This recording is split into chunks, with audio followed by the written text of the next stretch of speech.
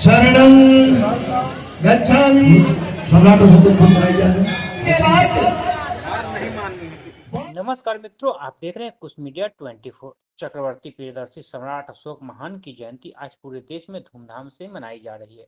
वहीं पटना सिटी के अगमकुआं स्थित माता शीतला मंदिर में भी सम्राट अशोक की जयंती हर्षोल्लास के साथ मनाया गया। इस कार्यक्रम का आयोजन बौद्ध प्रियदर्शी अशोक सामयिक विचार संघ द्वारा किया गया। इस मौके पर समाजसेवियों ने सम्राट अशोक के चित्र पर पुष्पांजलि अर्पित किया, साथ ही पूजन समारोह का भी आयोजन किया गया था। वहीं पुष्पांजलि अर्पित करने वाले समाजसेवियों ने क्या कुछ कहा, आइए आपको सुनाते हैं। ऐसे ही तमाम छोटी बड़ी खबरों से जुड़े रहने के लिए हमारे चैनल को लाइक, सब्सक्राइब और शेयर करें। कुछ मीडिया 24 के लिए पटना सिटी से अरुण कुमार जी का ये जयंती समारोह हर साल की भांति इस साल भी अगम कुआं माँ शीतला प्रांगण में आयोजित की जा रही है। यह उद्देश्य हम लोगों का है कि समाज में जो कटुता है, नफरत है, वैमनस्यता है और लोग एक दूसरे के प्रति जो घृणा भाव है उनको समाप्त कर अहिंसा, समानता और बंधुत्व का जो विचार था सम्राट अशोक जी का, उसको जन जन तक पहुंचाना है।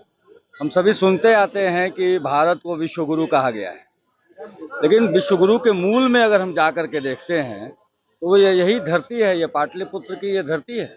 और देखिए, हम लोग जो प्रांगण अभी जहाँ पर उपस्थित हैं वो 2500 से भी अधिक वर्ष पहले का कुआं यहाँ पर। बड़े ही सौभाग्यशाली हैं हम लोग। और ये सब, जैसे चिकित्सा की बात करें, गणित की बात करें, अर्थ विज्ञान की बात करें, इन सभी का भी कहीं ना कहीं से स्रोत इसी जगह से जुड़ा है। लेकिन एक अच्छे ढंग से शासन करना, किस प्रकार जनता के साथ व्यवहार रखना है, किस प्रकार भाई बंधुओं सभी के साथ व्यवहार रखना है, इतिहास में तरह तरह की बातें आती हैं, परंतु वास्तविकता जो है वो सम्राट अशोक से सीखने की चीज़ है। ये 2500 वर्ष पुराना जो इतिहास है हम लोगों का, निश्चित रूप से हमारा बहुत ही गौरवशाली इतिहास है। उनका आज जन्मोत्सव है और आज इस स्थान पर, इस अगम कुआं के, इस अगम कुआं जो है उसके बगल में हम लोग खड़ा होकर के ये कर रहे हैं। निश्चित रूप से उनसे जरूर प्रेरणा लेने की चीज़ है। और जो भी परिवर्तन का ये जो समय चल रहा है वो शासन व्यवस्था में और किस प्रकार विकास हो सके, विकसित हो सके, वो सम्राट अशोक से सीख करके करने की चीज़ें, उसी विषय पर यहाँ पर सम्मेलन किया गया है। मैं सभी पदाधिकारियों और सभी सदस्यों को हार्दिक शुभकामनाएं और बधाई देता हूँ। वर्षों से लगातार इसी प्रांगण में, जहाँ की आज माँ शीतला मंदिर है, यहाँ पे सम्राट अशोक के समय का कुआं मौजूद है। यहीं पर सम्राट अशोक के जन्मदिन मनाने की प्रक्रिया पिछले 10 वर्षों से लगातार चल रही है। इसके देखरेख हमारे सम्मानित नेता अरुण मेहता जी के देखरेख में होता है, जिसमें कि हम लोग ये आह्वान करते हैं कि उनके बताए गए मार्ग पर चलें, ताकि समाज में जो अहिंसा का धर्म उन्होंने अपनाया था, जिन्होंने पूरे पाटलिपुत्रा से पूरे विश्व में शासन करने का काम किया, लेकिन बाद में जब उनको ज्ञान का एहसास हुआ, उस एहसास में उनको ये पता चला कि हम लोगों को धर्म जो है सो सिर्फ अहिंसा के मार्ग पर ही मिल सकता है। उसी भावना को अपने अंदर आत्मसात करने के लिए आज का कार्यक्रम रखा गया है। को जानने की जरूरत है कि वो चक्रवर्ती राजा कैसे बने। पूरे वर्ल्ड में 2 ही चक्रवर्ती सम्राट बने, एक सम्राट अशोक, दूसरा सिकंदर। तो सम्राट अशोक ने हिंदुस्तान का जिस तरह एक राज्य का स्थापना किए थे, जो पूरे वर्ल्ड में अफगानिस्तान से उड़ीसा तक, कश्मीर से कन्याकुमारी तक एक विस्तृत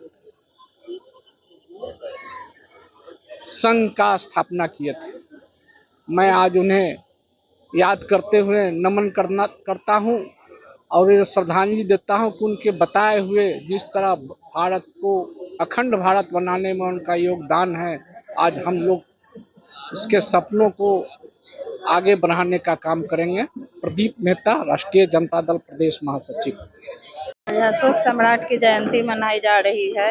इसके लिए हर घर में जैसे नवरात्रा, होली और त्योहार सब लोग मनाते हैं, और इस तरह से अगर सभी लोग अपने घर में अशोक सम्राट का भी जयंती मनाएं तो बहुत ही कार्य अच्छा होगा और बच्चों में ये परवरिश होगा कि अशोक सम्राट के बारे में उनको जानकारी होगा। जैसे होली, दशहरा ये सब पर्व का जानकारी होता है और सब लोग बहुत धूमधाम से मनाते हैं। लेकिन अशोक सम्राट के बारे में, बाबा साहेब के बारे में, सावित्री बाई फुले के बारे में, इन लोग के बारे में कोई अपने बच्चे को ना तो बताते हैं और ना तो इतना अच्छा शिक्षा दे पाते हैं।